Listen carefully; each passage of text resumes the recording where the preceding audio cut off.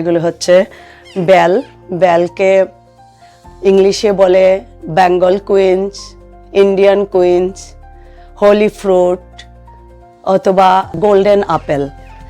বাংলায় আমরা বেল বলি, আর অবাঙালিরাও বেল বলেন অনেকে। তো এই 3টা বেল আমরা কলকাতা থেকে নিয়ে এসেছি, 2-3 দিন আগে আমরা ফিরেছি। একটা বেল আজকে বানিয়ে ট্রাই করব এটা, আর বাকি দুটো ফ্রিজে রেখে দেব, ওরা আসলে পরে, মেয়েরা জামাই আসলে পরে করব। তো চলো শুরু করি। এই যে একটা হাতুড়ি নিয়েছি, বেলটাকে ফাটাতে হবে, এই বেলটা করব। আর এগুলো রেখে দিচ্ছি সাইডে, আমি জানি না দেখি ফাটাতে পারবো কিনা। 35 বছর বাদে এইবার বেলের শরবত খেয়েছি কলকাতায়। আমার মেজো কাকা এনেছে, আর মেজো কাকি অসুস্থ, তাও আমাদেরকে নিজের হাতে বেলের শরবত বানিয়ে খাইয়েছে। এত ভালো হয়েছিল, বেলটাও দারুণ ছিল, তাই আমরা বেল কিনে এনেছি। আমার মেয়েদেরকে ওরা কখনো এটা ট্রাই করেনি, দেখাবো।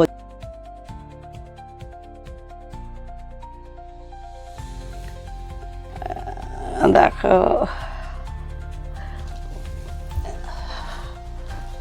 ওয়াও, খুব সুন্দর হয়েছে, এখনো ভালো আছে।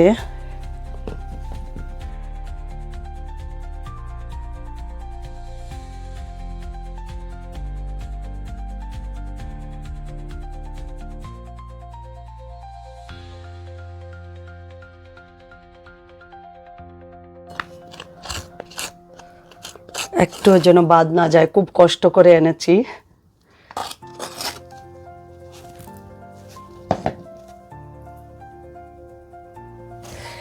তারপরে এটা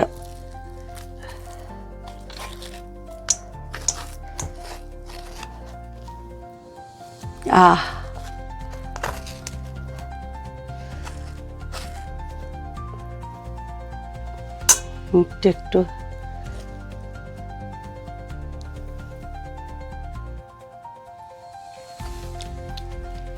খুব মিষ্টি আছে,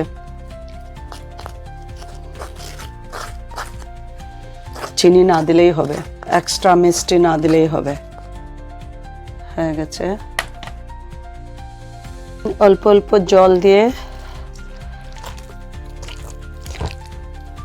বেলটাকে খুব ভালো করে চটকে, তারপরে পাল্পটা বের করতে হবে, ছাঁকনি দিয়ে ছেঁকে নেব।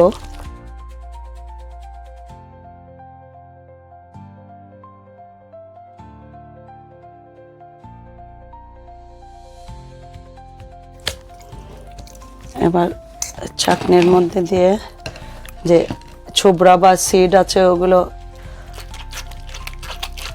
থেকে পাল্পটা শুধু নিয়ে নেব।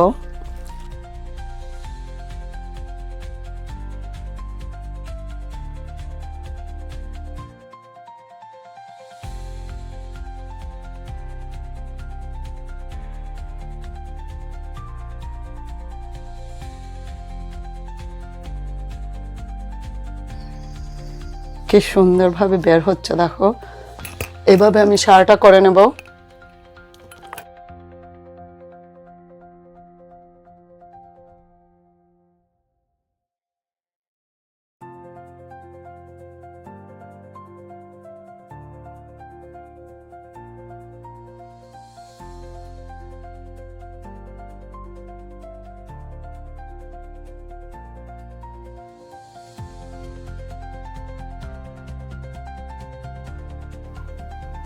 করে নিয়েছি, দেখো কত সুন্দর হয়েছে।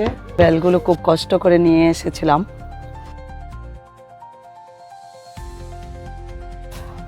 অল্প অল্প করে করছি।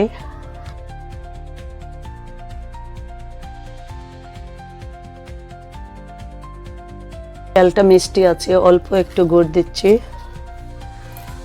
আইস ব্লক। এবার দিয়ে দেব জল।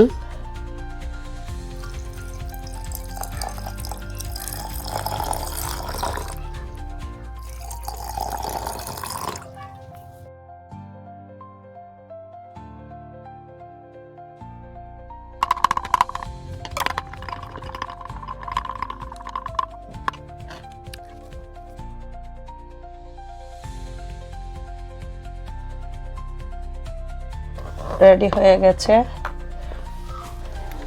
আমি আমার শরবত নিয়ে এইখানে বাগানে এসেছি, আশিসের শরবতটা দিয়ে এসেছি ওকে।